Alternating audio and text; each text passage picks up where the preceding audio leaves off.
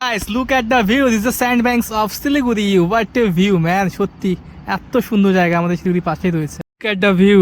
Oh my god. কত সুন্দর লাগছে দেখো। সো বন্ধুরা, তোমরা এখানে কি করে আসবে তো দেখো ফুল ব্লগটা।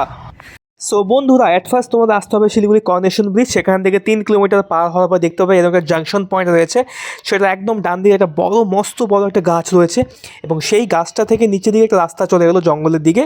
তো সেই পাশ দিয়ে গেলেই তোমরা পেয়ে যাবে সেই হোয়াইট স্যান্ডউইচ, একদম সিক্রেট জায়গাটি। সামনে এখানে বাইকে পার্কিং রয়েছে আর জঙ্গলের ভেতর দিয়ে একটু গেলেই, জাস্ট 1-2 মিনিট গেলেই তোমরা পেয়ে যাবে সেই সিক্রেট জায়গাটি। তো দেখো এরকম একটু জঙ্গল টাইপে পড়বে।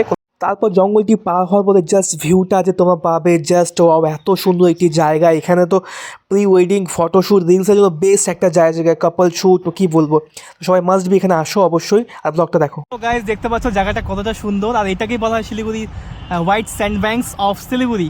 এত সুন্দর জায়গাটা, এটা তোমার জাস্ট তোমার করোনেশন ব্রিজ থেকে জাস্ট 3 কিলোমিটার দূরে রয়েছে। এত সুন্দর জায়গাটা দেখো, ভিউগুলো সত্যি জাস্ট অসাম। যারা প্রি ওয়েডিং শ্যুট করবে, ফটোশ্যুট, ভিডিও, ব্লগস করবে, তাদের জন্য বেস্ট একটা, মানে রিলস বানানোর জন্য আরও বেস্ট জায়গা। দেখো কত সুন্দর জায়গাটি।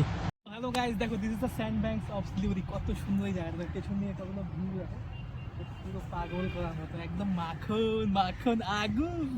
আর একদম সামনেই রয়েছে একদম সুন্দর পাহাড়, সামনে একদম তিস্তা নদী। সবাই এখানে বসে পিকনিক করতে পারে, কিন্তু জায়গাটা তোমরা একদম মানে নোংরা করো না, আমি বলবো।